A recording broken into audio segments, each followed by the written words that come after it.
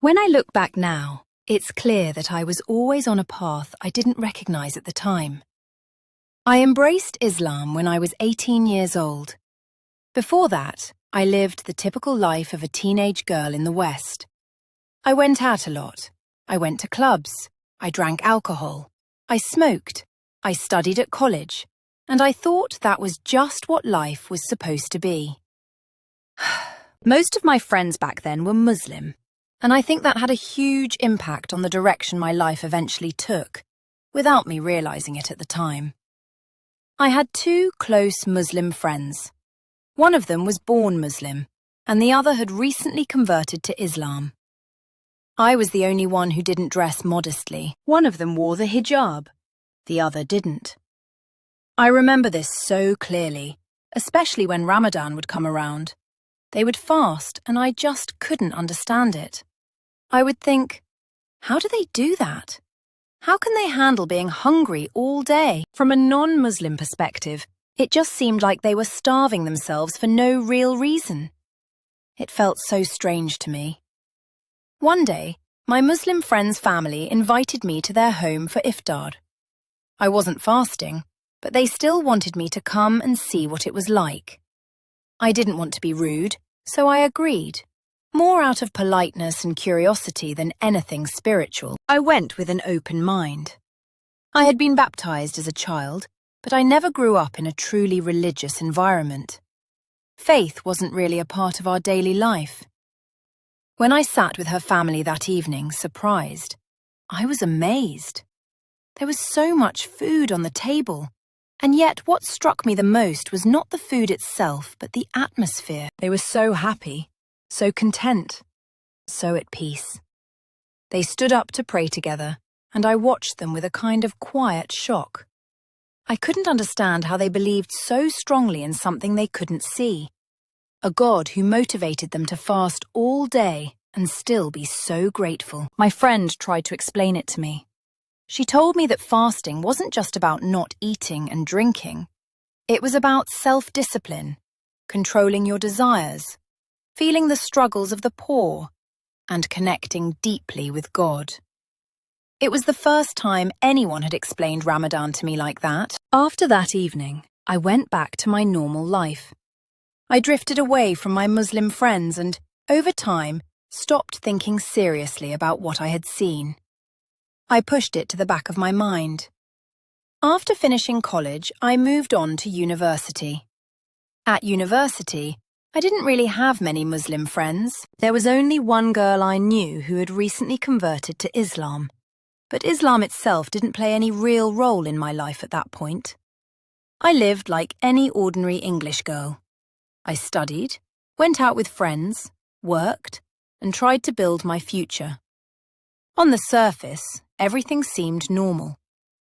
Inside, though, there was a kind of emptiness I couldn't explain. After I graduated, I kept working and living in the same way, until one day, something small happened that changed everything. I was walking down the street when I noticed some people handing out leaflets about Islam. One of them approached me and asked, "Are you Muslim?" I replied, "No, I'm not." He smiled gently and said, "May God guide you." He spoke to me with so much kindness and respect, even though I wasn't Muslim. That simple phrase stayed with me. I thought about it over and over again. Before I walked away, he handed me a small booklet.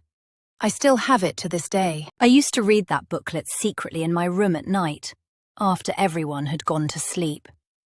I didn't understand many of the things written in it, especially the Quranic verses and the numbers beside them. But even with my confusion, I felt strangely drawn to it. Something inside me wanted to know more. So I started looking deeper into Islam. But the books I found at first were very complicated. I struggled to understand them. It felt like I was trying to decode another world. Then one day, online, I came across an old book titled Islam, Belief and Teachings. That book completely changed my life. It explained Islam from the very beginning, who God is, why we worship him, and what it truly means to be Muslim. It walked through the 5 pillars of Islam. At the end of each chapter, there were questions for different age groups, which helped me test my understanding. By the time I finished the book, I felt something very strong in my heart. I wanted to become Muslim, but I was a logical person. I needed to be sure I fully understood what I was accepting. I was scared of how my family and friends would react. Scared of the big changes I knew would come with Islam. Wearing hijab, stopping alcohol, giving up pork, quitting smoking. I knew this wouldn't just be a private belief. It would transform my whole lifestyle. So I kept reading. I bought more books, including one designed for children because it explained things so simply. It helped a lot. I found it difficult to learn how to pray, so I turned to YouTube. I watched the same videos over and over again. How to stand, how to bow, what to say.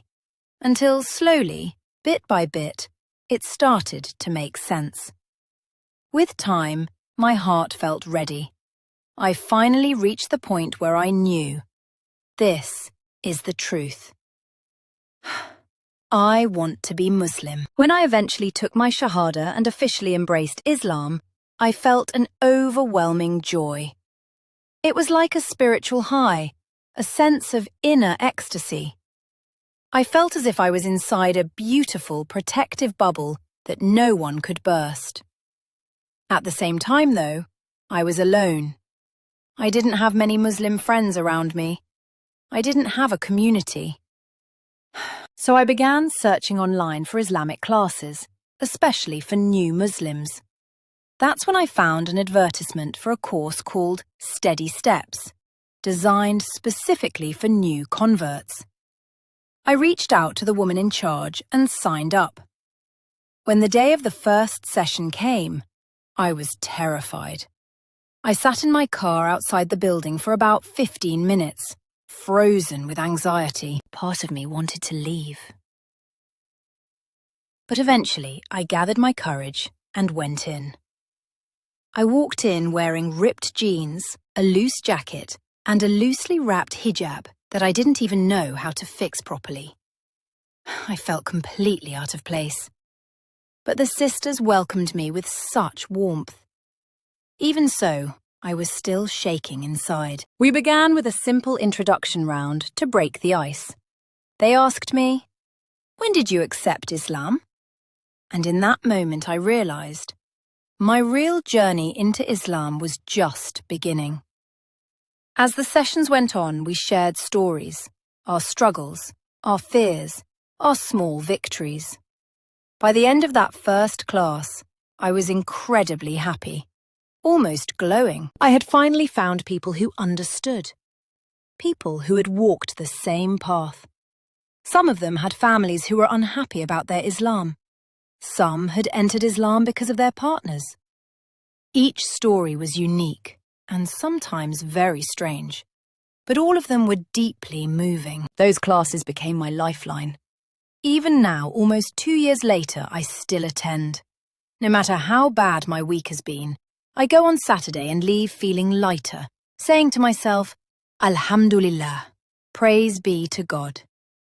It's an amazing feeling, one that's hard for others to fully understand.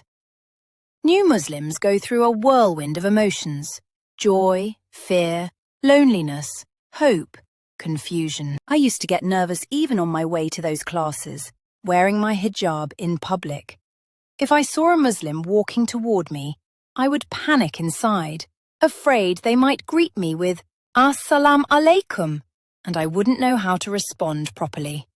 I would hear people around me saying phrases like Mashallah, Alhamdulillah, Subhanallah, and at first, I didn't even know what they meant. These small things may seem minor to someone born into a Muslim family, but for a new Muslim, they are huge. They are signs that you are starting an entirely new life from scratch.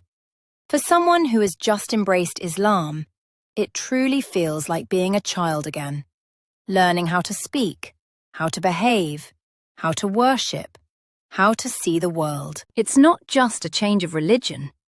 It's the beginning of a completely new existence.